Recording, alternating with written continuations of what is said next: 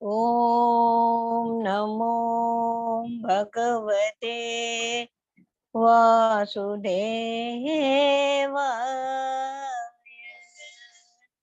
ஓம் நமோ பகவதே வாசுதேவாய.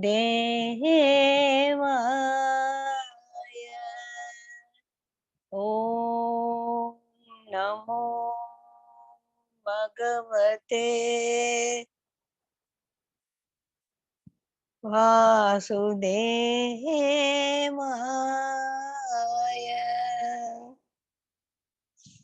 நம்ம 6வது அத்தியாயத்துல இருக்கோம், தியான யோகம்ல. இவ்வளவு நேரம் 35 ஸ்லோகம் முடிச்சிருக்கோம். தியானம் எப்படி பண்றது அப்படின்னு எல்லாம் பார்த்தப்போ அர்ஜுனருக்கு ஒரு சந்தேகம் வந்துருது இல்லையா? எல்லாம் நீ சொல்றப்பா சமதிருஷ்டி அது இதுன்னு, இதெல்லாம் எனக்கு வரும்னு தோணலையே. சமதிருஷ்டி வர்றதே எனக்கு கஷ்டமா இருக்கு, நான் எங்க தியானம் பண்றது அப்படின்னு அவர் அவரோட சந்தேகத்தை கேட்கும்போது பகவான் சொல்றாரு, அது கஷ்டம்தாப்பா, ரொம்ப கஷ்டம். ஆனா நீ முயற்சியால அதை நீ அடையலாம் அப்படின்னு சொல்றாங்க இல்லையா? சாரி.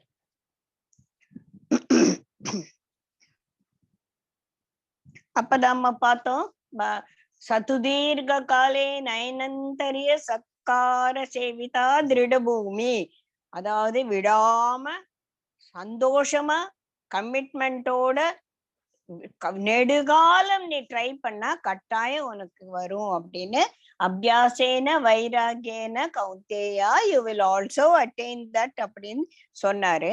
அதுக்கப்புறமா இப்ப 36வது ஸ்லோகத்துல யாரெல்லாம் யோகாருடன் யாரு, யோக பிருஷ்டன் யாரு, அதாவது யோகத்தை அடைந்தவன் யாரு, யோகத்தை அடைய முடியாம போனவன் யாரு அப்படின்னு ஒரு டெபினிஷன் பகவான் கொடுக்கிறாருங்க. அதாவது மனதை அடக்காதவன். முதல்ல எந்த யோகம்னாலே புத்தி மனசு செயல் எல்லாம் ஒன்னா இருக்கணும்னு பார்த்தோம் இல்லையா? அப்ப அந்த மனசு நம்ம புத்தியோட சேர்ந்து நம்ம செய்யக்கூடிய செயல்ல முழு மனதா ஈடுபடலைன்னா யோகம் கிடையாது. அதனால மனதை அடக்குவதுதான் முதல் பாயிண்ட். மனதை அடக்காதவன் யோகம் அடையான் அப்படின்றது என் கருத்து அப்படின்னு பகவான் சொல்றார். மனதை அடக்கி உபாயத்தால் முயலுபவனுக்கே அதை அடைய இயலும். சோ மனதை அடக்கி அட்டைன் பண்ணவன் யோகாரூடன், மனதை அடக்க முடியாம செதறி போனவன் யோக பிருஷ்டன் அப்படின்னு சொல்றான். இப்ப அர்ஜுனர் என்ன சொல்ற, சரிப்பா நீ சொல்ற, நான் ரொம்ப முயற்சி பண்றேன், நான் அபியாசேன வைராகியன எல்லாம் பண்றேன், ஆயுசு முடிஞ்சு போச்சுன்னா நான் என்ன பண்றது, நான் செத்து போயிட்டேன்னா என்ன பண்றது, நான் யோகம் பண்ணணும்னு இருக்கேன், திடீர்னு ஆக்சிடென்ட்ல கார் என்ன அடிச்சுட்டு போயிடுச்சு, ஐயோ நான் யோகம் முடிக்கல இரியான்னு சொல்ல முடியுமா? முடியாது. சோ ஏதாவது ஒரு விதத்தில் என்னுடைய முயற்சிக்கு தடை வந்தால், அவன் சொல்ற தடையே இங்க மரணம் தான். ஏன்னா நம்ம முயற்சியில உட்கார்ந்துட்டோம்னா எப்படி இருந்தாலும் பண்ணணும்னு டிசைட் பண்ணிட்டோம் இல்லையா? ஒருவேளை முயற்சி முடியாம போயிட்டு என்னோட ஆயுஷ் முடிஞ்சிடுச்சுன்னா, அப்ப நான் இந்த இந்த ஒழுங்கு மரியாதை இந்த இகலோக வாழ்க்கையை நான் அனுபவிச்சிருப்பேனா? அதுவும் இல்லாம யோகமும் அடையாம என்ன கதி ஆகும் கிருஷ்ணா? என்னோட கதி என்ன? காம் கதிம் கிருஷ்ணா கச்சதி. அந்த மாதிரி ஆளுங்களை எந்த கதிக்கு போவாங்க கிருஷ்ணா அப்படின்னு சொல்லிட்டு இந்த மாதிரி எனக்கு ஒரு பிரச்சனை இருக்கே, இந்த பிரச்சனைக்கு நீதான்ப்பா எனக்கு பதில் சொல்லணும் அப்படின்னு சொல்றாரு. 37ல ஸ்ரத்தையுடையேனும் முயற்சி குறைவால் யோகத்தினின்று மனம் வழுவியவன் யோகம் நிறைவேறாது என்ன கதியை அடைவான் கிருஷ்ணா? பெருந்தோளாய் பிரம்ம மார்க்கத்தில் மோகம் அடைந்தவன் பற்றுக்கோடின்றி நானும் பிரம்ம மார்க்கத்துக்கு போன முடிவு பண்ணிட்டேன், ஆத்ம ஞானத்துல போனோம் அழிய எடுத்து வச்சுட்டேன், ஆனா முடியல, நான் பாதி வழியில மாட்டின்ட்டேன், நான் வீட்டுக்கு போன பாடும் இல்ல, நான் போய் என்னோட இலக்கு அடைஞ்ச பாடும் இல்லையே அப்படின்னு சொல்லி இவருக்கு வருத்தம் வருது. இரண்டு நின்றும் வழுவி சிதறடைந்த மேகம் போல. மழை மேகம் ஆகாசத்துல வரும்போது அதோட பயன் என்ன? மழையா கொட்டணும். காத்துல அது சிதறடைஞ்சிட்டானா மழையாவும் இல்ல, அது எதுக்கு அங்க போய் உட்கார்ந்துருக்கு இல்லையா? அந்த மாதிரி சிதறடைந்த மேகம் போல் அழிந்து போகிறேன் அல்லவா அப்படின்னு சொல்லி, கிருஷ்ணா எனக்கு இந்த ஐயத்தை அறவே அறுக்க வல்லவர் நீர் மட்டும்தான், இதுக்கு நீதான் பதில் சொல்லணும். உண்மை என்று இந்த சந்தேகத்தை சிதைப்பவர் யார் அப்படின்னு சொல்லி பாவம் ரொம்ப வேண்டி கேட்டுக்கிறான் நம்ம பையன். அதுக்கு பகவான் என்ன பதில் சொல்றாரு அப்படின்னு பார்க்கலாம். பார்த்தா அவனுக்கு யாரு அடி எடுத்து வச்சுட்டான், ஆனா போய் சேரல. இம்மையிலோ மறுமையிலோ அழிவு என்பது இல்லை. அவனும் அழிஞ்சு போக மாட்டான். அவனா ஆத்ம ஞானம் வேணும்னு சொல்லிட்டு நினைச்சிட்டானே, நல்ல ஒரு செயலை செஞ்சிட்டான். நல்லது செய்தபவர் நலி உருவதில்லை. அதுதான் பகவானோட கோட்பாடு. நலன் செய்வோன் என்னாலும் நலி உருவதில்லை. நீ நல்ல வேலை ஆரம்பிச்சுட்ட, நீ நல்ல வேலை ஆரம்பிச்சானா உனக்கு நஷ்டம் என்பதே கிடையாது அப்படின்னு சொல்லிட்டு பகவான் சொல்லிட்டு மேலும் என்ன பண்றார் சொல்றாரு. யோக பிருஷ்டன், அதாவது அவன் சித்தி அடையாம போனவன் என்ன பண்ணுவான், செத்து போயிட்டான். அதானே இங்க பிரச்சனை. நான் ஆரம்ப முடியறதுக்குள்ள என்னோட ஆயுஷ் முடிஞ்சு போச்சு. என்ன அவன் நீ என்ன பண்ணுவ, புண்ணியம் செய்தவர் உலகங்கள். புண்ணியம் பாவம் இருக்குல்ல, நீதான் புண்ணியம் செஞ்சுட்ட. என்ன புண்ணியம் செஞ்ச, ஆத்ம ஞானத்தை பத்தி தெரிஞ்சுக்கணும் அப்படின்னு அல்லாடி ஆச்சாரியர்களையும் குருமார்களையும் தேடி தேடி பகவத்கீதை எல்லாம் படிச்சு நீ சொன்னதெல்லாம் கேட்டு நான் முயற்சி செஞ்சேன். அது எவ்வளவு புண்ணியமான காரியம் இல்லையா? அந்த புண்ணியம் செஞ்சதுனால புண்ணியமெல்லாம் செஞ்சவங்களோட ஒரு லோகத்துல போய் அந்த புண்ணியம் தீர்ற மட்டும் நீ நல்ல சந்தோஷமா இருப்ப, நெடிது வாழ்ந்திருந்து. அப்புறம் என்ன, இன்னும் நீ உனக்கு முக்தி வரலையே. இந்த முக்தி வராததுனால நீ திருப்பியும் உலகத்துக்கு வரணும். உலகத்துக்கு வந்தா எந்த மாதிரி இடத்துல விழுவ அப்படின்னா, செல்வம் நிறைந்த புண்ணியவான்கள் இல்லத்தில் பிறக்கிறான். இது நம்ம முன்னாலே கர்மயோகத்திலே நம்ம பார்த்தோம். அவனோட மறுபிறவி எப்படி இருக்கும்னா ஸ்ரீமதம் இல்லைன்னா தீமதம் அப்படின்னு படிச்சோம்ல. ஸ்ரீமதி தீமதி, அதாவது செல்வம் நிறைந்த வீட்டுல பிறக்கலாம், இல்லைன்னா ஞானம் நிறைந்த இடத்துல பிறக்கலாம். இதுல ரெண்டுலயுமே பகவான் என்ன சொல்றார், செல்வம் நிறைந்த இடத்துல பிறந்தானா அவன் நல்லா ஜாலியா என்ஜாய் பண்ணுவான். அந்த வாழ்க்கை அவனுக்கு சுபிக்ஷமா இருக்கும். அந்த மாதிரி ஒரு சுபிக்ஷமான நிலைமை அவன் வாழ்க்கையில் தன்னோட அர்த்த காமத்துக்கு புருஷார்த்தங்களுக்காக எதையும் தேட வேண்டிய அவசியம் இல்லாததுனால he has lot of time. நிறைய அவனுக்கு டைம் இருக்கு, நேரம் இருக்கு. அதனால அவன் யோகத்தில் ஈடுபடக்கூடிய ஒரு சந்தர்ப்ப சூழ்நிலை அவனுக்கு ஈஸியா அமையும். ஆனா இந்த செல்வமெல்லாம் இருக்கிறதுனால சரி நம்ம ஜாலியா என்ஜாய் பண்ணலான்னு அவன் மனசு சிதற அடைஞ்சிச்சுன்னா, இந்த செல்வந்தர் வீட்டுல பிறந்த அந்த யோக பிருஷ்டனுக்கு யோகம் கூடி வருதுன்றது கொஞ்சம் சந்தேகத்துக்கு இடமான விஷயமா இருக்கு. அதே தீமதி ஞானம் நிறைந்த வீட்டுல ஒரு ரிஷி குமாரனாகவோ, ஒரு குருமார்கள் வீட்டிலேயோ, இல்ல குருமார்களோட இருக்கக்கூடிய அந்த சத்சங்கம் இருக்கக்கூடிய ஒரு குடும்பத்திலயோ பிறந்தான்னா அவனுடைய chances of continuing his yoga is much more than the person who is born in the rich family அப்படின்னு சொல்றார். இப்போ 41க்கு வந்துட்டோம். யோக பிருஷ்டன் புண்ணியம் செய்தவர்கள் உலகங்களை அடைந்து அங்கு நெடிது வாழ்ந்திருந்து செல்வம் நிறைந்த புண்ணியவான் இல்லத்தில் பிறக்கிறான். சரி, மற்றொரு பாங்குடைய யோக பிருஷ்டன் இருக்கிறான். இவன் என்ன பண்ணுவான் அப்படின்னா, அல்லது அறிவாளர்களாகிய யோகிகள் குலத்திலேயே பிறப்பான். இந்த யோக பிருஷ்டன் நல்ல குலத்துல பிறப்பான். பிரம்மத்தை அறியக்கூடிய ஒரு பிராமணர்கள் இருக்கக்கூடிய ஒரு சூழல்ல ஒரு சமுதாயத்துல அவன் பிறப்பான். இது போன்ற பிறவி உலகில் பெருதற்கு அரியது. அந்த மாதிரி ஒரு ஞானம் நிறைந்த வீட்டுல ஒரு குழந்தை பிறக்கிறதுக்கு அந்த குழந்தை ரொம்ப புண்ணியம் பண்ணிருக்கணும் அப்படின்னு சொல்றான். சரி, குருநந்தனா இது இப்ப 43வது. இதில் முற்பிறப்பின் இப்ப நான் புதுசா பிறந்திருக்கான் குழந்தை. இப்ப நம்ம வீட்டுல கூட நிறைய குழந்தைங்க பிறந்திருக்கு. இந்த குழந்தை ஞானமான குழந்தையா இல்லையா அப்படின்னு நமக்கு பார்த்த உடனே தெரியறதானே? தெரியறது இல்ல.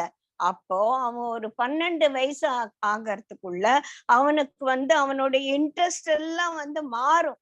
எப்படி எதுல மாறும்? யோகம் பண்றதுலயும், சாஸ்திரங்களை தெரிஞ்சுக்கிறதுலயும், பகவத்கீதை படிக்கிறதுக்கும், இதுக்கெல்லாம் இப்ப வந்து நம்ம ஜனனியோட பையன் இந்த வயசுலயே வந்து அவன் பகவத்கீதையில கேள்வி கேட்கிறான்னா, அப்போ அவன் வந்து போன ஜென்மத்தில் விட்டதுலயும் தொடர்றான். சோ இப்ப நான் எம்எஸ்சி படிக்கணும்னு சொல்லிட்டு 25 வருஷம் கழிச்சு நான் ஆரம்பிச்சேன்னா, நான் திருப்பி பிஎஸ்சி படிக்க வேண்டியது இல்லை. எனக்கு தான் பிஎஸ்சி முடிச்சுட்டேன், சர்டிபிகேட் இருக்கேன். நான் பிஎஸ்சியில படிச்சதெல்லாம் மறந்து போயிருக்கலாம், அது வேற விஷயம். ஆனா சர்டிபிகேட் இருக்கு. So it makes me eligible for going for higher studies. அதனால நான் நேரா எம்எஸ்சிக்கு போகலாம். அந்த மாதிரி நீ போன ஜென்மத்துல பிறந்ததெல்லாம் நீ மறந்து போயிட்டாலும் நீ ஆரம்பிச்சா உனக்கு எல்லாமே டக்கு டக்கு டக்குன்னு வந்து சேரும். அதனால உனக்கோட இன்ட்ரெஸ்ட் இப்ப நம்மளாம் இந்த 10 மணிக்கு ஏன் இங்க உட்கார்ந்துருக்கோம்? நம்மளாம் ஏதோ ஒரு ஜென்மத்துல யோக பிரிஷனா போயிட்டு இப்ப இந்த ஒரு முயற்சியில ஈடுபடலாம்னு சொல்லி சேர்ந்திருக்கோம் இல்லையா? அந்த மாதிரி இதில் முற்பிறப்பின் யோக சாதன அறிவு திரும்பவும் பெறுகிற அதெல்லாம் ஞாபகத்துக்கு வந்துடும். மோட்சத்தின் பொருட்டு மேலும் அதிகமாக அவன் விட்ட இடத்துல இருந்து இன்னும் தீவிரமாக இந்த ஜென்மத்துல அவன் செய்வான் அப்படின்னு சொல்லி சொல்றாங்க. 44வது, தன் முயற்சி நின்று பூர்வ ஜென்ம அபியாச வேகத்தால் அவன் யோக சாதனத்தில் இழுக்கப்படுகிறான். இப்ப நம்ம பார்த்ததுல சின்ன சில சமயத்துல நம்ம யூடியூப்ல பார்க்கலாம், சின்ன பையனா இருப்பான். அவன் வந்து ஓஹோன்னு வந்து ஏதோ ஸ்லோகம் நேத்து கூட ஒரு வீடியோ பார்த்தேன், ஒரு குட்டி பையன், நம்ம ஒரு 6 வயசு 7 வயசு கூட இருக்காது. He is a Russian child.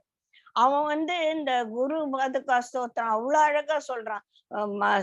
இது வஜ்ராசனத்துல உட்கார்ந்துட்டு இந்த பூவை வச்சு நம்ம பூஜை பண்ணுவோம்ல, அந்த மாதிரி பூவை இங்க வச்சுட்டு அவன் அழகா ஸ்லோகம் சொல்றான். அந்த ரஷ்யன் லாங்குவேஜ் நுழைஞ்ச வாயில இந்த சான்ஸ்கிரிட் ஸ்லோகங்கள்லாம் அவ்வளோ அழகா வருது. சோ அவன் வந்து ஏதோ போற ஜென்மத்துல யோக பிரிஷ்டனா இந்தியாவுல பிறந்து இந்த போய் அங்க போய் பிறந்திருப்பான் அப்படின்னு சொல்லிட்டு நமக்கு அந்த முன்ஜென்ம வாசனை. குருஜி கூட 4 வயசுல மொத்த பகவத்கீதையும் ஒப்பிச்சாரு அப்படின்னு சொல்லும் போது அவங்க அப்பா அம்மா யார் சொல்லி கொடுத்தீங்கன்னா, நாங்க யாருமே சொன்னதே இல்லை. 4 வயசு குழந்தை கூப்பிட்டோன்னு ஏதோ உனக்கு தெரியுமா, நான் தெரியுமா சொல்லு பாக்கலன்னா கடகடன்னு அவர் பாட்டுக்கு மொத்த பகவத்கீதையும் அவரு சொல்றாரு இல்லையா?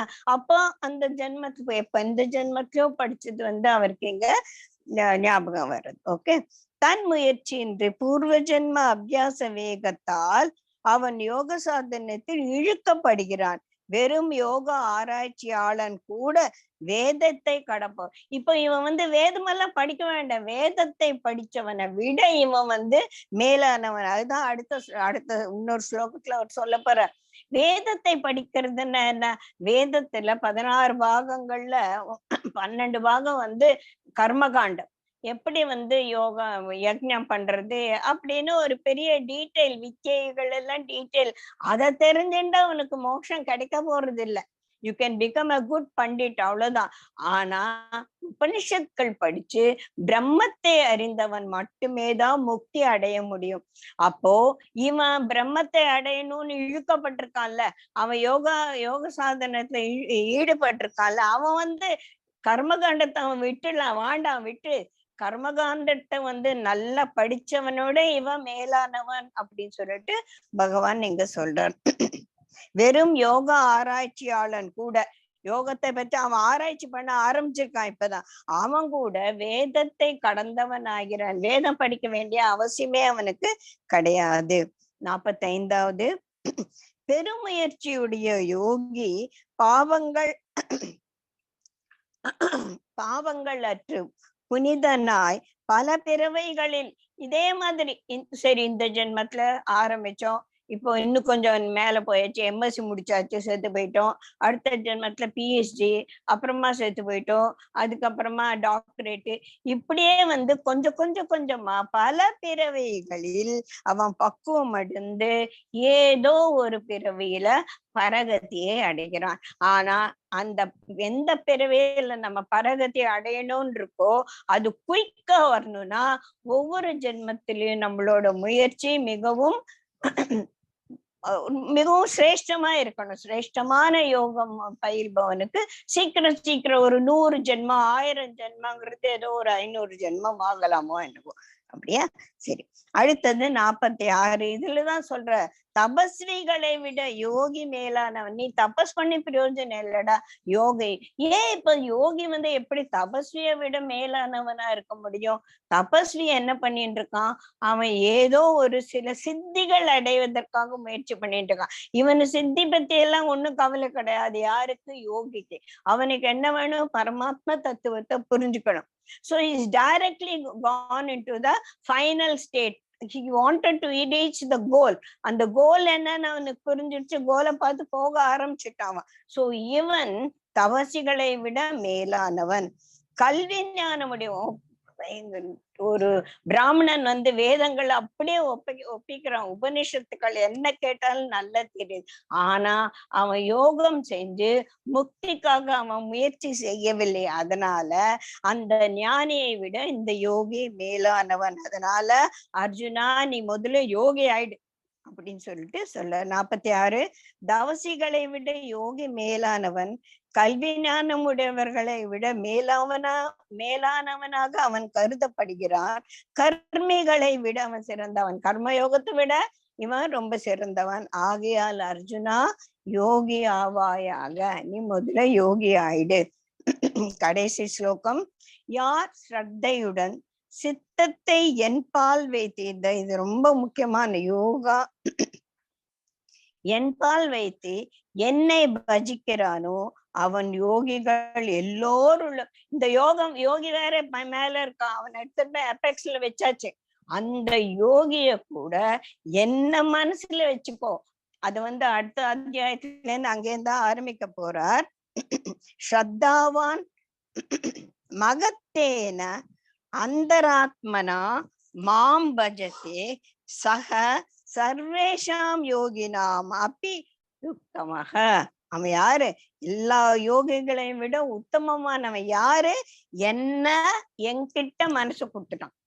அவன் யோகம் பண்ணா கூட அவன் சரணாகதியில இருக்கான். பகவானே கிருஷ்ணா சர்வார்ப்பணம் அப்படின்னு சொல்லிட்டு அவன் இருக்கான். அதனால அவன் இன்னும் மேலானவன் அப்படின்னு சொல்லி தியான யோகத்தை முடிக்கிறார். இப்போ 6 அத்தியாயம் முடிச்சுட்டோம். நான் முதலே சொல்லியிருக்கேன், பகவத்கீதையில வந்து 18 அத்தியாயங்கள்ல 3 பிரிச்சிருப்போம். முதல் 3க்கு வந்து கர்ம ஷட்கம்னு பேரு. இங்க வந்து கர்மத்தை பத்தி சொல்லியிருக்காங்க. 7வதுல இருந்து 12வது அத்தியாயம் மட்டும் பக்தி ஷட்கம்னு பேரு. 13ல இருந்து 18 மட்டும் ஞான ஷட்கம்னு பேரு.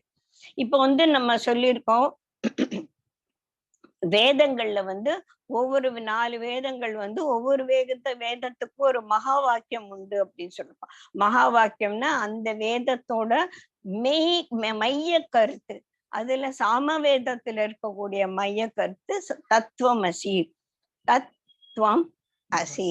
இந்த 3ஐயும் இந்த 3 சப்தத்து மேல ஏத்துறாங்க. முதல்ல என்ன சொன்ன? கர்மயோகம். கர்மயோகம் யார் கர்மம் செய்யணும்? கர்மிகள் நம்மெல்லாம். முதல்ல உன்னை பத்தி சொன்னேன். அடுத்தது பக்திய. இப்போ 7வது அத்தியாயத்திலிருந்து 7, 8, 9, 10, 11, 12ல பகவான் தன்னை பத்தி கம்ப்ளீட்டா ஹி ஓபன்ஸ் அப். தன்னை பத்தி எல்லா விஷயமும் நமக்கு சொல்லிடுறாரு 7வது அத்தியாயத்துல ஆரம்பிக்கிறது. சோ உன்னை பத்தி சொன்ன, இப்ப நான் என்னை பத்தி சொல்றேன். அடுத்தது உனக்கும் எனக்கும் என்ன சம்பந்தம் அப்படின்னு சொல்ல போறேன். இதுதாங்க பகவத்கீதை. முதல்ல உன்னை பத்தி தெரிஞ்சுக்கோ, அப்புறமா என்னை பத்தி தெரிஞ்சுக்கோ, அப்புறமா எனக்கும் உனக்கும் என்ன ஒரு சம்பந்தம், என்ன கனெக்ஷன் அப்படின்னு நல்லா தெரிஞ்சுட்டு ஞான மார்க்கத்துக்கு போய் கடைசியில சர்வதர்மான் பரித்தேச்சன்னு என்கிட்டயே வந்துடு அப்படின்னு சொல்லிட்டு ஒரு தாய்மையை விட ஒரு பிறந்து ஒரு எடுக்கக்கூடிய ஒரு தாயை போல அவர் வந்து நமக்காக எல்லா விஷயத்தையும் ஓபன் பண்ணி, எதையும் கரவாமை வேண்டும் அப்படின்னு சொல்லிட்டு எதையுமே மூடி வைக்கிறது இல்ல, மொத்தத்தையும் அவர் சொல்லிடுறார். 7ஆம் அத்தியாயம் மிகவும் முக்கியமான அத்தியாயம். இங்கதான் பகவான் தன்னோட ரியல் நேச்சரை வந்து வெளிப்படுத்துற. இது ஆரம்பிக்கிறதுக்கு முன்னால ஒரு சிறிய ஒரு இன்ட்ரடக்ஷன் மாதிரி சொல்றோம். பிரம்மம் என்றது வந்து நிர்குண பிரம்மம், அதாவது நாம ரூப குணங்கள் இல்லாதது பிரம்மம். ஆனா அது நமக்கு புரியறது இல்லை. அதனால நமக்கு புரிவதற்காக சகுண பிரம்மம்னு ஒண்ணு ஏற்படுத்திருக்கோம். புரியுதா? சகுண பிரம்மங்கிறது வந்து எல்லா நற்குணங்கள் சத்வகுண சம்பன்னன் அப்படின்னு சொல்லிட்டு பிரம்மத்தை சொல்றோம். எல்லா நற்குணங்களும் நிறைந்தவன் அப்படின்னா அவன் ஒரு மனுஷனாதான் எனக்கு புரியும். அதனால உருவம் இல்லாத பிரம்மத்துக்கு ஒரு உருவத்தை கொடுத்துட்டோம். யார் என்ன உருவத்தை எடுத்துட்டாங்களோ பிடிக்குமோ அதை வச்சுக்கோங்க. இப்ப நம்ம பகவத்கீதையில கிருஷ்ணர் அப்படின்னு சொல்லிட்டு, பகவான் விஷ்ணு அப்படின்னு சொல்லிட்டு நம்ம அந்த பிரம்மத்துக்கு ஒரு உருவம் ரொம்ப அழகு. ஏன் அழகா இருக்கணும்? அசிங்கமா இருந்தா நம்ம வந்து அது பிரம்மம் இல்லையா? இந்த அழகு அசிங்கத்தை எல்லாம் தாண்டிதான் வரணும் அப்படின்னு சொல்லிட்டு, ஆனாலும் கிருஷ்ணன் தான் அழகு, கிருஷ்ணன் தான் சொரூபம். ஏன் அப்படின்னா அதுதான் நம்ம மனசை வந்து இழுக்கிறது. இங்கே இதுலயே வரும், நீங்களே பாப்பீங்க.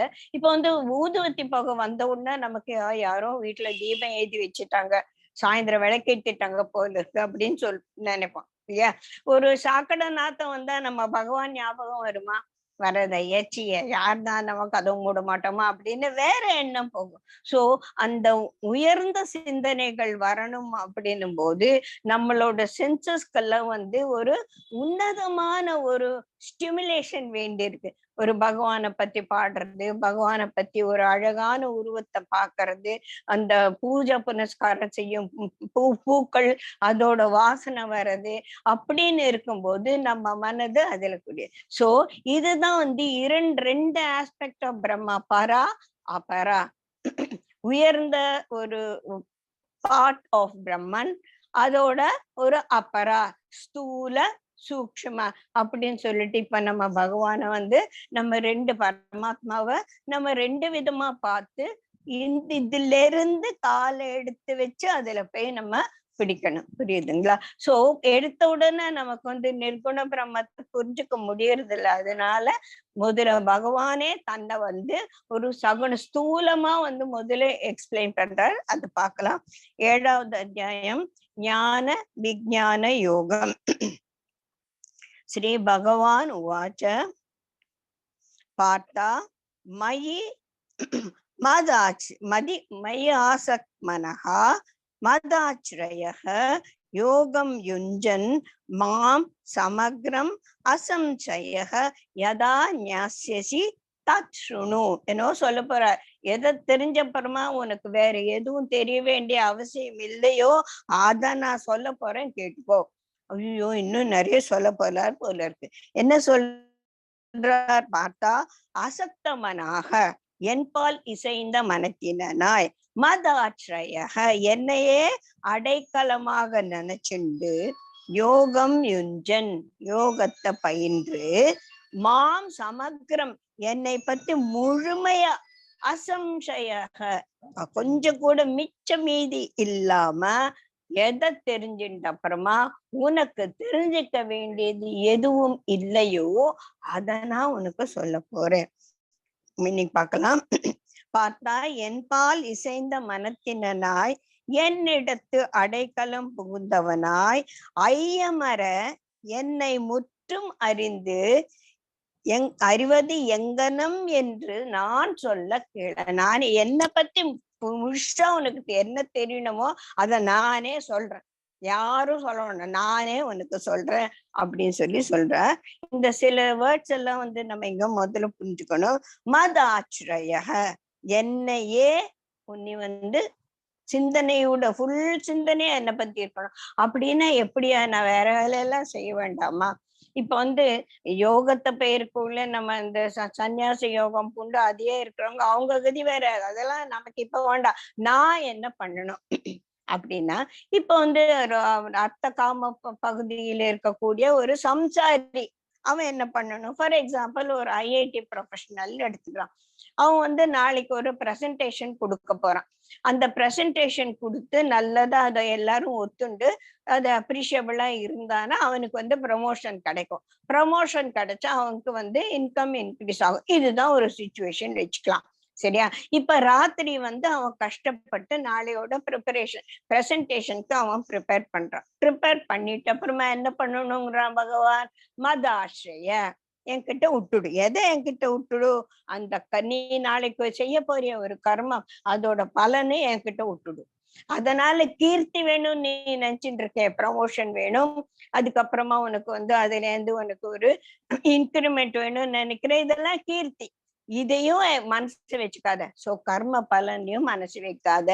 இதனால எனக்கு ப்ரமோஷன் கிடைக்குமா கிடைக்காதா, நான் அப்ரிஷியபிளா சொல்லுவேனா எல்லாத்தையும் விட்டு மத ஆசிரியாக மனதை என் மேல வச்சுட்டு நாளைக்கு போய் நீ பிரசன்டேஷன் பண்ணு. அது எப்படி வருதுன்னு அப்புறமா பார்க்கலாம். புரியுதா? ஏன்னா அதுதான் வந்து யோகியோட ஒரு மனோநிலை. நம்ம யோகினா நான் பார்த்தோம் இல்லையா? சோ நான் வந்து நாளைக்கு பிரசன்டேஷன்ல மட்டுமே குறியா இருந்தேன்னா என்னோட பிரசன்டேஷன் சூப்பரா வரும். இல்ல இது வந்து ஒத்துப்பானா, அவன் ஒத்துக்கல போல இருக்கேன், இவன் ஒத்துப்பானா அப்படின்னு சொல்லிட்டு மத்தவங்களை பார்க்க ஆரம்பிச்சோம்னாலோ, இல்ல இதனால எனக்கு ப்ரமோஷன் கிடைக்குமா, எனக்கு முந்தின பிரசன்டேஷன் எந்த விட நல்லா இருந்ததே, இப்படி எல்லாம் யோசிக்க ஆரம்பிச்சோன்னா மனம் செதறி போயிடும். அப்ப வந்து அது யோகமாக ஆகாது. அதனால மதாශ්‍රய. சோ இது வந்து நம்ம சம்சாரிகளாக நம்ம வந்து கடைபிடிக்கலாம். என்ன காரியம் செஞ்சாலும் அவனை நினைச்சு நம்ம காரியம் செஞ்ச மதாශ්‍රய. சமக்கிரகம் அப்படின்னா கம்ப்ளீட்லி. எது கம்ப்ளீட்லி? பகவானை பத்திய எல்லா குணங்களையும் மிச்சம் மீதியற நல்லா புரிஞ்சுட்டாதான் ஈஸ்வர தத்துவம் நமக்கு புரியும். சமக்கிரம் என்றால் விபூதி, பலம், சக்தி, ஐஸ்வர்யம் ஆகிய குண சம்பன்னனாக இருக்கக்கூடிய அந்த பகவானுடைய கல்யாண குணங்கள் அப்படின்னு சொல்லுவோம்ல. சோ அதெல்லாம் பத்தி தெரிஞ்சுட்டாதான் நீ அப்ரிஷியேட் பண்ண முடியும் இல்லையா? இந்த மாதிரி இந்த 2 விஷயங்கள் சொல்லிடு. என்ன சொல்லிட்டார்? நீ மனசை என்பால் வைத்து என்னையே அடைக்கலமா நினைச்சு ஐயமர நான் சொல்றேன் என்ன முழுசா புரிஞ்சுக்கிறதுக்கு எப்படின்னு சொல்லிட்டு நானே உனக்கு இப்ப சொல்லி தரப்போறேன். 2வது ஸ்லோகம். அகம் தே விஜானம் இதம் ஞானம் அசேதக வக்ஷ்யாமி யத் ஞாத்வா இஹ பூய அந்யத் ஞாத்தவ்யம் ந அவிசிஷ்யதே. நீ என்னத்தை அகம் தே விஜான விஜானத்தோடு கூடிய இதம் ஞானம் அசேஷத்தக மிச்சமில்லாம வக்ஷ்யாமி, நான் உனக்கு சொல்ல போறேன். எதையும் நான் மறைச்சு வைக்க மாட்டேன், எல்லாத்தையும் சொல்லிட போறேன். யத்ஞாத்வா, அதை தெரிஞ்சின்ற அப்புறமா இனிமேல இதுக்கு மேல உனக்கு தெரிஞ்சுக்க வேண்டியது வேற எதுவும் கிடையாது அப்படின்னு ஒரு அல்டிமேட் நாலேஜ் கொடுக்க போற. விஞ்ஞானத்தோடு கூடிய இந்த ஞானத்தை மிச்சமில்லாமல் நான் உனக்கு சொல்கிறேன். இதை அறிந்த பின் நீ அறிய வேண்டியது வேறு எதுவும் இல்லை. இப்போ ஞானம்னா என்ன, விஞ்ஞானம்னா என்ன, முதலே ஒரு சாப்டர்ல நம்ம பார்த்தோம். knowledge is ஞானம், விஞ்ஞானம் is the practical aspect of it. Theory and practice சொல்லி பார்த்திருக்கோம். அந்த மாதிரி விஞ்ஞானம் அப்படின்றது the scientific aspect of the ஞானம். அதோட நுவான்சஸ் தெரியலன்னா அந்த ஞானம் வந்து நமக்கு புரியாது இல்லையா? சோ ஞானம்ன்றது படிச்சு படிச்சு படிச்சு படிச்சு வச்சுட்டு இருக்கேன் நான். பகவத்கீதைய எல்லா ஸ்லோகமும் எனக்கு தெரியும். ஆனா அத நான் வாழ்க்கையில எப்படி பிரயோஜனப்படுத்துறது அப்படின்னு தெரிஞ்சுக்கும் போது அந்த ஞானத்தை நான் விஞ்ஞானத்தோடு தெரிஞ்சுப்பேன். அந்த மாதிரி அந்த அனுஷ்டானம்ன்றது என்னன்னு எனக்கு தெரியும். இதெல்லாம் தெரியும். இதெல்லாம் நான் என் வாழ்க்கையில எப்படி வச்சுக்கிறது, அனுஷ்டானம் பண்றது எப்படி, பிராக்டிஸ் பண்றது அப்படின்னு தெரிஞ்சுட்டானா அப்பதான் அந்த ஞானம் விஞ்ஞானமாக மாறும். What ever is the knowledge which is theoretically present in my mind should become practically practicably applicable in my life or by me. அதுதான் வந்து ஞானம் விஞ்ஞானத்தோட கூடிய ஞானமாக ஆகும்போது அந்த மாதிரி வந்து ஏன் அப்படி இருக்கணும் அப்படின்னாதான் உனக்கு வந்து அந்த பிரம்ம சாட்சா்காரம் நடக்கும். இப்ப நம்ம போன அத்தியாயம் பூரா பார்த்தோம் தியான யோகம்னா என்னன்னு பார்த்தோம் இல்லையா? தியானம் பண்ண என்ன இருக்கும்? You will be going within. அங்க விதின் போனா என்ன இருக்கும்? அங்க நீ ஆத்ம தரிசனம் கிடைக்கும். ஆத்ம தரிசனம்னா என்ன? அந்த இடம் தான் பரம சுகமானது எல்லாம் நம்ம பார்த்துட்டோம் இல்லையா? சோ அங்க போனோம்னா அந்த பிரம்ம சாட்சா்காரம் வந்தாச்சு. அதுக்கப்புறம் என்னையா இருக்கு தெரிஞ்சுக்கிறதுக்கு? எல்லாமே அவ்வளவுதான். எவ்ரிதிங் அட் ஒன் ஸ்ட்ரோக் ஃபுல்லா நமக்கு வந்து தெரிஞ்சது. அதுக்கு வந்து அபரோக்ஷ அனுபூதி அப்படின்னு சொல்லுவாங்க. அபரோக்ஷ அனுபூதினா பரோக்ஷ அப்படின்னா கன்வென்ஷனல் நாலேஜ். அபரோக்ஷ அப்படின்னா டிரான்சிடென்டல் நாலேஜ். இந்த டிரான்சிடென்டல் இது எல்லாத்துக்கும் மீறிய ஒரு ஞானம்.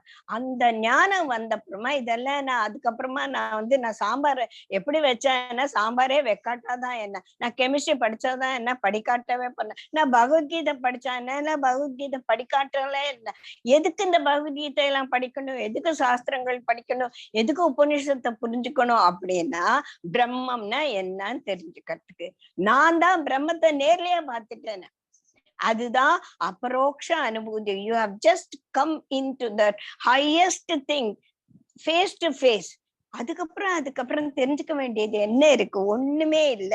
அதுதான். சோ அபரோக்ஷ அனுபூதின்றது மெய்ஞானம். மெய்ஞானம்னா என்ன? that knowledge which you have to know ultimately, அத அனுபவ பூர்ணமாக நீ உணரும் போதுதான் அபரோக்ஷ அனுபூதி அப்படின்னு சொல்லுவான். அதாவது மெய்ஞானத்தை நம்ம சாட்சாத்காரமா நேருக்கு நேர பார்த்து புரிஞ்சுட்டாது. அதுக்கப்புறம் என்ன இருக்கு புரிஞ்சுக்கிறதுக்கு? ஒண்ணும் கிடையாது. இதை அறிஞ்ச அப்புறமா அவனுக்கு தெரிந்து கொள்ள வேண்டியது எதுவுமே இல்லை. இது எது நான் இப்ப சொல்ல போறேன் அப்படின்னு சொல்றேன். மூன்றாவது, இது யாருக்கு வரைக்கும் அப்படின்னா பகவானுக்கு ரொம்ப வருத்தமாயிடுச்சு. மனுஷானாம் சஹஸ்ரேஷு கஷ்சித் சித்தையே யததி யததாம் சித்தானாம் அப்பி கஷ்சித் மாம் தத்துவத்தக வேத்தி. 1000 பேர் முயல்றாங்களா, அதுல சஹஸ்ரேஷ்டு யாரோ ஒருத்தனுக்கு தான் இவ்வளவு தூரம் வரணும்னு அவனுக்கு தோன்றது. அப்படி முயற்சி செய்தவர்கள்ல கூட யாரோ ஒருவனுக்கு தான் நான் என்னன்னு நல்லா அவனுக்கு புரியறது. ஐயோ பாவம், இவர் இவ்வளவு கஷ்டப்பட்டு தன்னை பத்தி சொல்லிட்டு கூட யாருக்குமே அவனை பத்தி புரிய மாட்டேங்குது. ரொம்ப பாவம் பகவான். ஆயிரக்கணக்கான மனிதர்களுள் யாரோ ஒருவன் மனநிறைவின் பொருட்டு முயல்கிறான். He satisfied. Oh, very good. This is the knowledge I have to acquire. அவனுக்கு தெரிஞ்சு போச்சு. So with 100% he is trying. அந்த மாதிரி முயல்கின்றவர்களுள் யாரோ ஒருவன் தான் என்னை உள்ளபடி அறிகிறான், என்ன ப்ராப்பரா தெரிஞ்சுக்கிறான். மத்தவங்க எல்லாம் ஏதோ ஓரளவுக்கு 90%, 50%, 60%, 100% என்ன தெரிஞ்சுக்கிறவங்க யாரும் கிடையாது. அவன் தான் சித்தி அடைந்தவன். சித்தி அடைந்தனா what he has to know he has known. அவன் தெரிஞ்சுட்டான். எது தெரியணுமோ அது அவனுக்கு தெரிஞ்சிடுச்சு. யாருக்கு? 1000 முயற்சி செய்த முயற்சிகள்ல ஒருத்தனுக்கு. அந்த முயற்சி செய்தவங்க நிறைய பேர்ல யாரோ ஒருவனுக்கு தான் என்னை பத்தி தெரியுது. ஞானத்துக்காக மனம் அடையும் பரிபாகத்தை அவன் முதல்ல அடையணும். அந்த பரிபாகம் வந்தாதானே அவன் ஞானத்தை பார்த்து போக முடியும் இல்லையா? சோ அந்த பரிபாகம் வரணும். அவன் யோகியாக இருக்கணும். அவன் முயற்சி செய்யணும். அவன் முயற்சி கைகூடணும். அவன் என்ன பத்தி அந்த ஒரு நிலையில பரிபூர்ணமாக புரிஞ்சுக்கணும். இது யாருக்கு முடியும்பா? என்னால முடியுமா? எல்லாருக்கும் முடியும். இதுதான் ஒரு எக்ஸாம்பிள் சொல்லியிருக்காங்க இங்க.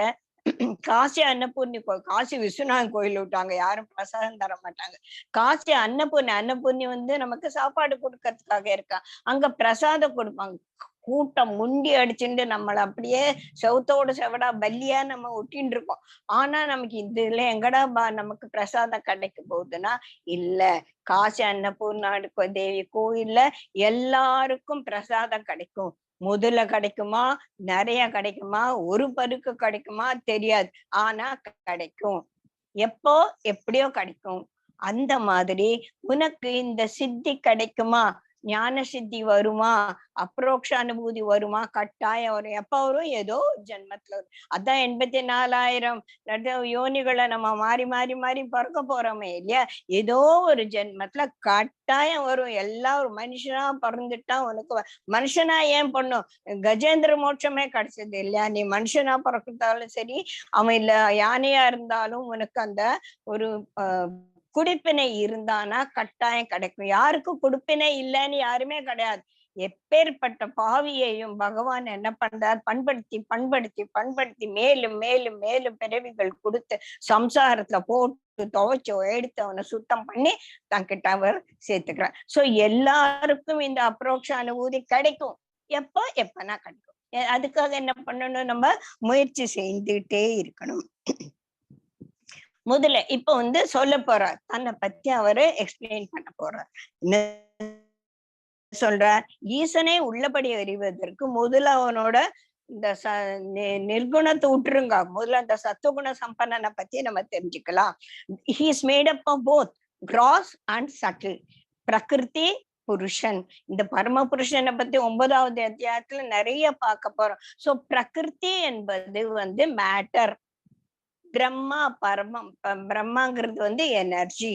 இது 2 தான் இருக்கா தவிர வேற ஒண்ணும் இல்லை. இந்த பிரகிருதி பிரம்மாவை விட்டு தனிப்பட்டதானா கிடையாது, பிரம்மாவை தவிர வேறு எதுவுமே கிடையாது. பிரகிருதி பிரம்மத்தின் ஒரு ஸ்தூல ஆஸ்பெக்ட், புரியுதுங்களா? சோ ஈசனை உள்ளபடி முதல்ல அறிவதற்கு அவனோட ஸ்தூல சொரூபத்தை நம்ம முதல்ல தெரிஞ்சுக்கணும். அப்போ அது என்ன அப்படின்னா ரொம்ப முக்கியமான ஒரு ஸ்லோகம். பூமிர் அப்பரோ அனலோ வாயு கம்மனா புத்தி ரேவச்ச அகங்காரம் இதீயம் மே பின்னா பிரகிருதி அஷ்டதாக. நான் எல்லாத்துலயுமே 5 பூதங்கள், பஞ்சபூதங்கள் என்னது, பூமி, நீரு, அப்புறமா அக்னி, வாயு, ஆகாசம் என்ற பஞ்சபூதங்களாகவும், மனசு, புத்தி, அகங்காரமாகவும் 8 விதமாக என்னுடைய எனர்ஜி எல்லாத்திலையும் 8 விதமாக பிரிச்சு இருக்கு. அதுதான் அஷ்டதா. பின்னா அஷ்டதா 8 விதமா பிரிஞ்சு இருக்கு. எப்படி? 5 பஞ்சபூதங்கள், மனசு, புத்தி, அகங்காரம். இது இருக்கு. நிலம், 4வது ஸ்லோகம், 7வது அத்தியாயம். நிலம், நீர், நெருப்பு, காற்று, வானம், மனம், புத்தி, அகங்காரம், இப்படி 8 விதமாக என்னுடைய பிரகிருதி பிரிக்கப்பட்டிருக்கு. It is all given like that. இந்த 8ம் எப்படி இருக்கு அப்படின்னு சொல்லிட்டு ஒரு கணக்கு, அதுக்கு பஞ்சீகரணம் அப்படின்னு பேரு. முதல்ல இந்த பஞ்சபூதத்தை எடுத்துக்கலாம், மனசு, புத்தி, அகங்காரம் அப்புறமா பார்க்கலாம். இந்த பஞ்சபூதங்கள்ல ஒவ்வொரு தத்துவமும் பாதி தன்னுடைய தத்துவமாக இருக்கு, மீதி பாதி 4 பாகமா பிரிச்சு 4 தத்துவங்களாக இருக்கு. புரியுதுங்களா? இப்போ ஒன் ஹோல், ரைட்? இது கம்ப்ளீட்டா 1. இதுல பாதி இது ஆகாசம்னு வச்சுக்கலாம். இந்த பாதி ஆகாசமாவே இருக்கு, இந்த மீதி பாதி ஆகாசமா இருக்கிறது. இது 4 விதமாக பிரிச்சு, 1 வாயு, இன்னொரு பாதி, இன்னொரு கால் அக்னி, அப்புறமா அது பூமி, அப்புறமா நீருன்னு சொல்லியிருக்கு. சோ அது எத்தனை ஆகும்? 1 whole by 2, இது half, இது half by 4. அப்ப என்ன ஆறுது? 1/2 into 1/4, 1/8. So 1/8 of every tattvam, the other 4 are there. 1/8, 1/8, 1/8, 1/8, half. இந்த half-உம் அது தானாகவே இருக்கக்கூடிய half-உம். இதுக்கு ஒரு கணக்கு. இப்ப ரொம்ப கணக்கு புரியாத, கஷ்டப்பட வேண்டாம். ஃபார் எக்ஸாம்பிள், ஆகாசம். ஆகாசம்ன்றது என்ன? ஸ்பேஸ். Space is everywhere. இப்ப இந்த ரூம்ல ஸ்பேஸ் இருக்கு, இந்த ரூம்ல ஸ்பேஸ் மட்டுமா இருக்கு? ஸ்பேஸ் தனியா, வாட்டர் தனியா, பூமி தனியா இருந்தா ஒண்ணுமே பிரயோஜனம் இருக்காது இல்லையா? இப்ப இங்க இருக்கிற ஸ்பேஸ்ல இந்த கட்லு, மெத்த, புக்கு அப்படின்ற ஒரு பிருத்தி தத்துவமும் இருக்கு. இந்த ரூம்ல எல்லாரும் நம்ம மூச்சு விட்டு இருக்கோம். சோ இங்க வாயு தத்துவமும் இருக்கு. இந்த தோல் எல்லாம் காஞ்சி போயிடாம இங்க ஒரு ஈரப்பசையும் இருக்கு இல்லையா? அதே மாதிரி இந்த ரூம்குள்ள ஒரு அக்னி தத்துவம் ஒரு இந்த ரூம்க்குன்னு ஒரு டெம்பரேச்சர் இருக்கும் இல்லையா? அந்த அக்னி தத்துவமும் இருக்கு. சோ அக்னி தத்துவம் இந்த ரூம்ல ஒரு வெப்பமாக இருக்கிறது. நீர் தத்துவம் இங்க ஒரு மாய்ஸ்சரா இருக்கிறது. வாயு தத்துவம் இங்க ஏரா இருக்கிறது. பொருள்கள் எல்லாம் இருப்பதனால பிருத்வி தத்துவமும் இருக்கு. இதெல்லாம் 1/8, 1/8, 1/8, 1/8, 4 1/8 சேரும் போது அரை. மீதி எல்லாம் ஸ்பேஸாவே இருக்கு. சரி, இது ஆகாச தத்துவத்துல மட்டுமா இருக்கு அப்படின்னா இல்ல, எல்லா பூதம். இப்ப தண்ணி, ஒரு பெரிய சமுத்திரம் கிட்ட போய் நின்னா அகாதமா தண்ணி இருக்கு. சோ அங்க என்ன நம்ம கண்ணு தெரியுது? தண்ணி. அது ஸ்தூலமா இருக்கு. தண்ணி இருக்கு எனக்கு தெரியறது. இது ஆகாச தத்துவத்தை விட மத்த பூதங்கள்ல நம்ம புரிஞ்சுக்கிறது ஈஸி. தண்ணி நமக்கு கண்ணுல தெரியறது. அதுல காத்து தத்துவம் இருக்கா? இருக்கேன். இல்லைன்னா மீனெல்லாம் எப்படி பழைக்க முடியும்? காற்று தத்துவம் இருக்கு. அதுக்கு ஒரு டெம்பரேச்சர் இருக்கு. சோ அதுல அக்னி தத்துவம் இருக்கு. அதுல நிறைய விஷயங்கள் மீன்கள் இருக்கு, என்னென்ன இருக்கு. அதனால பிருத்திவி தத்துவமும் இருக்கு, தண்ணியும் இருக்கு. அப்போ இதுல ஸ்பேஸும் இருக்கு. அதனால ஆகாச தத்துவமும் இருக்கு. சோ மத்த 4 தத்துவங்களும் தண்ணியில இருக்கு, நீர் தத்துவத்துல இருக்கு. அத நான் பார்க்கும்போது நீர் தத்துவம். அதனால நீர் தத்துவம் அங்க ஸ்தூலமா இருக்கு. மத்த 4 தத்துவங்களும் சூக்ஷ்மமா இருக்கு, கண்ணுக்கு தெரியல.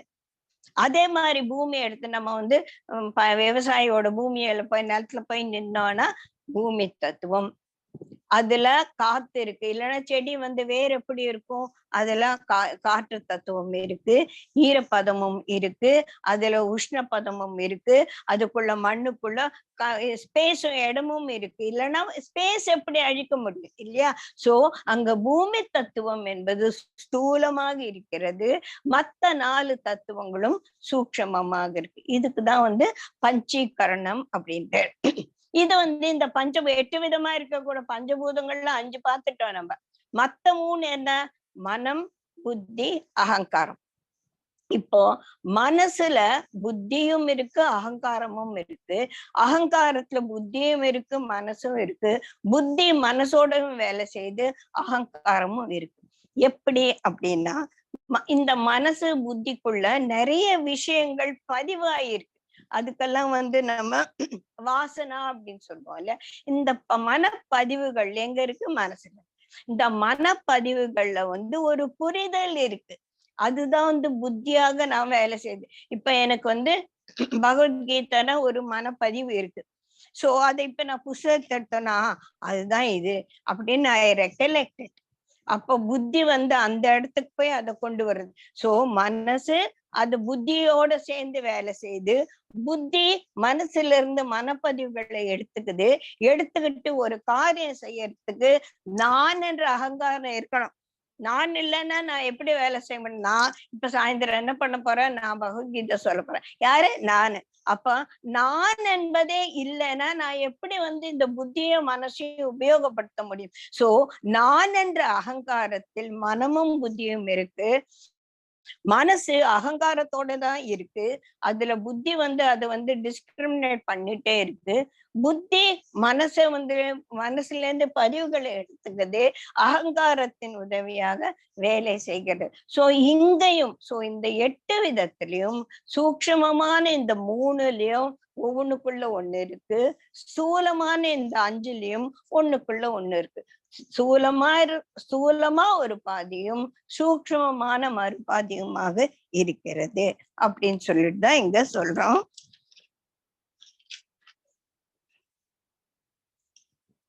அஞ்சாவது இதெல்லாம் இருக்கு இல்லையா? இந்த பூமி, அனலோ, ஆப்போ, வாயு எல்லாம் நான் அஷ்டதான் இருக்கு, நான் 8 விதமா பிரிஞ்சிருக்கேன்னு சொன்னாரோ இல்லையோ.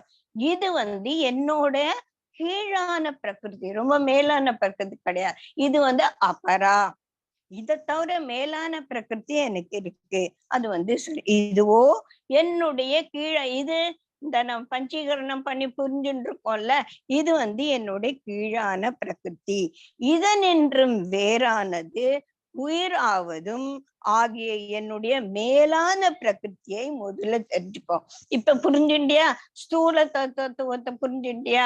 கண்ணுக்கு தெரியக்கூடிய கிருஷ்ணனை புரிஞ்சுண்டியா?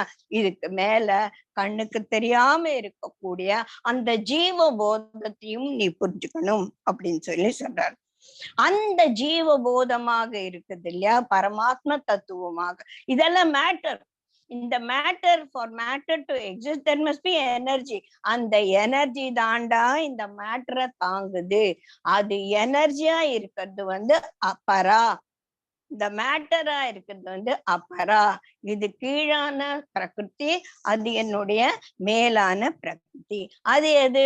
ஜீவபோதமாக உனக்குள்ள இருக்க, நான் தான் உனக்குள்ள இந்த 8 விதமாக இருக்கேன் அப்படின்னு இப்ப பார்த்தோம் இல்லையா, பஞ்சபூதங்களாக. இந்த பஞ்சபூத தத்துவமும் மனம்புத்தி அகங்காரத்து வந்து இது என்னோட ஸ்தூலமான ஒரு விஷயம். அதுக்கு தவிர எனக்குள்ள ஒரு சூக்ஷ்மமான விஷயம் இருக்கு, அது என்ன? அதுதான் என்னோட ஜீவபோதம். அப்ப உள்ள இருக்கிறது என்ன? இதெல்லாம் இந்த உடம்பு, இது வந்து ஸ்தூலம். இதுக்குள்ள என்ன இருக்கு? ஆத்மா இருக்கு. அந்த ஆத்மாவும் எப்படி இருக்கு? பரமாத்மா, அதோட உடலாக இந்த ஜீவாத்மா. பரமாத்மா ஜீவாத்மா ரெண்டுக்கும் உடலாக இந்த பூத உடல். புரியுதா? அதே மாதிரி இது மனுஷனுக்கு மட்டுமான, ஒவ்வொரு எறும்புக்கு கூட அப்படிதான். அதை தவிர இந்த பிரகிருதியும் அதேதான். பிரகிருத்தில ஸ்தூலமான விஷயங்கள் நிறைய இருக்கு. அது ஒவ்வொன்றுக்குள்ளும் சூக்ஷ்மமாக இருக்கக்கூடிய ஒரு எனர்ஜி. ஒரு கல் இருக்கு, கல்லுல எங்கடா எனர்ஜி இருக்கு? தூக்கி போட்டா மண்டை உடையதா இல்லையா? புரியுதா? சோ அந்த எனர்ஜி, இது வந்து சயின்டிபிக்கா பார்க்கும்போது அது பொட்டன்ஷியல் எனர்ஜியா இருக்கும். அந்த கல் இங்கேருந்து கீழே விழுந்தா கொஞ்சம் தான் அடிப்படும். கல்லை தூக்கி பீரோ மேல வச்சு, பீரோல இருந்து அந்த டப்பா என் தலையில் விழுந்தா பெருசா வலிக்கும். அப்போ அத மேல போக போக போக போக அதோட எனர்ஜி கூடுது. இதெல்லாம் ரொம்ப சயின்டிபிக்கா நம்ம பார்க்க வேண்டாம், எல்லாத்துலயும் எனர்ஜி இருக்கு, அது மட்டும் புரிஞ்சுக்கலாம். சோ இதுதான் வந்து சூக்ஷ்மமான ஒரு தத்துவம். அதுக்குள்ள இருக்க எனர்ஜியான தத்துவம் வந்து சூக்ஷ்மமான தத்துவம் அப்படின்னு பாக்குறோம். எப்படி அப்படின்னா, கொஞ்சம் இதை விட்டுட்டு நம்ம எக்ஸ்பிளைன் பண்ணலாம். இப்ப எனக்கு கண்ணு இருக்கு, என்னுடைய கண்ணு இந்த ஸ்தூல சரீரத்தின் ஒரு பகுதி. இந்த கண்ணுல வந்து பார்வை இருக்கு இல்லையா? சோ இந்த மாதிரி என்னோட பஞ்சேந்திரியங்களுக்கும் அதோட தன்மாத்திரைகள் அப்படின்னு சொல்லுவோம் இல்லையா? சப்தஸ்பர்ஷ ரூப ரசகந்த அப்படின்னு சொல்லலாம். தமிழ்ல சொல்லும் போது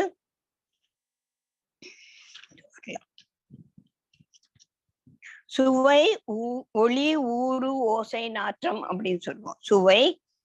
சுவை எதுக்கு? நாக்குல. இந்த சுவைக்கு காரணமானது பஞ்சபூதங்களில் ஒன்றான நீர் தத்துவம். நீர் இல்லைன்னா சுவை கிடையாது. நீருக்கு சுவை கிடையாது, தண்ணிக்கு வந்து டேஸ்ட் கிடையாது. ஆனா அந்த தண்ணி இல்லைன்னா டேஸ்ட் தெரியாது. புரியுதுங்களா? சோ அதுக்கான ஒரு உறுப்பு வந்து நாக்கு. நாக்கு என்ற ஒரு என்னோட ஒரு இந்திரியம். அதுல கர்மேந்திரியம், ஞானேந்திரியமா இருக்கிறது வந்து என்னோட சுவை. அந்த சுவைக்கு காரணமா இருக்கிறது அதனுடைய ஜீவபோதமான அந்த தத்துவம். செத்து போயிட்டான், அவன் நாக்கு இருக்கு, தண்ணி இருக்கு, எல்லாம் இருக்கு, அவனுக்கு டேஸ்ட் இருக்கு. டேஸ்ட் இருக்கா இல்லையா அவனால உணர முடியாது. சோ அந்த உயிர் தத்துவம், அந்த எனர்ஜி இருக்கிற மட்டும்தான் எல்லாத்துக்கும். அதே மாதிரி மூக்குல வந்து ஒரு வாசத்து வந்து பூமி தத்துவத்தோட கலந்தது. கண்ல பார்வை அக்னி தத்துவத்தோடு இருந்து, உடல் தோல் வந்து தொடு உணர்ச்சி, இது காற்று தத்துவத்தோடு இருந்தது. சப்தம் வந்து ஆகாச தத்துவத்தோடு இருந்தது. சோ இந்த பஞ்சபூதங்களும் நம்மளோட பஞ்சேந்திரியங்கள்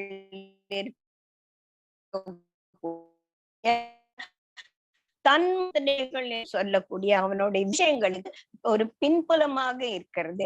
அதுதான் அங்க இருக்கக்கூடிய ஒரு ஜீவபூதம் அப்படின்னு சொல்லுவோம். பஞ்சபூதங்களும் அந்த கரணங்கள்ல மனம், புத்தி, அகங்காரம் என்பது வந்து அந்த கரணங்கள். சோ பஞ்சபூதங்கள் 3 அந்த கரணங்கள் எல்லாம் சேர்ந்து உருவாகி இருப்பது கீழான பிரகிருதி. ஜீவபோதம் பெற்றிருப்பது மேலான பிரகிருதி. இது வந்து எக்ஸாம்பிள் எல்லாம் நமக்கு புரிஞ்சிச்சுன்னா நம்ம எக்ஸாம்பிள்குள்ள போயிட்டு அதுக்காக நம்ம டைத்தை வேஸ்ட் பண்ண வேண்டியது. ஜீவ பிரகிருதி அல்லது சேத்திரம் இன்னொரு சாப்டர் பூரா இதை பத்தி நம்ம படிக்க போறோம். இந்த பூத உடல் வந்து சேத்திரம்னா ஊர், குருக்ஷேத்திரம், நான் சேத்திராடனம் போறோம் அப்படி எல்லாம் சொல்றோம். சேத்திரம்னா பிளேஸ், எக்ஸிஸ்டன்ட் பிளேஸ். அதுல இருக்கக்கூடியவங்க வந்து சேத்திரஜன். யாரு சேத்திரஜன்? நீங்க அந்த பரமாத்ம தத்துவம் தான் நமக்குள்ள சேத்திரஜனாக இருக்கிறது. புரியுதுங்களா? சோ 6வது உயிர் அனைத்தும் இந்த இரண்டு பிரகிருதிகளில் நின்று உண்டானவை. என்ன ரெண்டு பிரகிருதி? மேலான பரா பிரகிருதி, கீழான அபரா பிரகிருதி. நான் ஜகத்து முழுவதும் என்னுடைய நான் ஜகத்து முழுதினுடைய தோற்றத்துக்கும் ஒடுக்கத்துக்கும், the creation, sustenance and the லயா, எல்லாத்துக்கும் காரணம் நான் தான். பகவான் தானே, பரமாத்மா இல்லைன்னா என்ன நடக்க போறது இல்லையா? சோ உயிர்கள் அனைத்தும் இரண்டு பிரகிருதிகள் உண்டானவை. நான் ஜெகத் முழுவதனுடைய தோற்றத்துக்கும் ஒடுக்கத்துக்கும் காரணமாக இருக்கிறேன் அப்படின்னு சொல்லிட்டு இங்க பகவான் சொல்றார். இதுக்கு மேல இருக்கக்கூடியது மாயை. அதை பத்தி அப்புறமா பார்க்கலாம். 7வது, தனஞ்சயா, எனக்கு மேல இதுக்கு மேல ஒண்ணும் இல்லையா, நான் தான் ஹையஸ்ட் பீக், எல்லாத்தையும் உண்டு பண்ணுவதும் நான் தான், அதுக்குள்ள ஸ்தூலமாக இருப்பதும் பராசக்தியாக இருப்பதும் நான் தான், அதுக்கு பராசக்தியாக ஜீவபோதத்தை கொடுப்பதும் நான் தான். எல்லாமே என்ன, எனக்கு மேல ஒண்ணு கிடையாது. என்ன ஆட்டிவிக்க கூடிய சக்தி ஒண்ணு கிடையாது. எல்லாத்துக்கும் நான் தான் காரணம். எனக்கு காரணம்ன்றது ஒண்ணு கிடையாது. நானே எனக்கு காரணம், அவ்வளவுதான். மேலானது வேறு எதுவும் இல்லை. எல்லாமே என்ன, எல்லாத்துக்குள்ளும் நான் இருக்கேன். இதுக்குதான் ஒரு நூல்ல நவரத்னங்கள் மணிகள் கோக்கப்பட்ட மாதிரி பிரகிருத்தியில் இருக்கக்கூடிய எல்லாவற்றிற்குள்ளும் நான் நுழைந்து இருக்கிறேன். சூத்திரே மணிகனாக ஏவ அப்படின்றது ரொம்ப ஒரு சிரேஷ்டமான ஒரு ஃப்ரேஸ் இன் பகவத்கீதா. சோ மயி சர்வமிதம் புரோக்தம் சூத்திரே மணிகணா ஈவ, நான் தான் எல்லாத்துக்கும் காரணம் அப்படின்னு சொல்லி சொல்ற. தனஜாயா, எனக்கு மேலானது வேற எதுவும் இல்லை. நூலிலே மணிகள் போன்று இவை யாவும் என்னுடன் கோக்கப்பட்டிருக்கின்றன. அந்த நூல் எல்லாத்துலயும் போய் வருது. அது ரத்தனமா இருக்கலாம், பவளமா இருக்கலாம், முத்தா இருக்கலாம், இல்ல ஒரு மண்ணாங்கட்டிய கூட இருக்கலாம். எதுவா இருந்தாலும் அதுக்குள்ள போய் வரக்கூடிய நூலோட தன்மை ஒண்ணுதான்.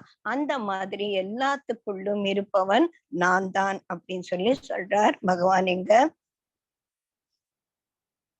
அதுக்கப்புறமா 8, 9 தன்மாத்திரைகள். அது நான் முதலே எக்ஸ்பிளைன் பண்ணிட்டேன், அதனால அது படிச்சுட்டு போலாம். நீரில் நான் சுவையாகவும், சூரிய சந்திரனிடத்தில் ஜோதியாகவும், எல்லா வேதங்களிலும் நான் ஓங்காரமாகவும், வானில் ஓசையாகவும், மக்களிடத்தில் ஆண்மையாகவும் இருக்கிறேன். நீரில் சுவை.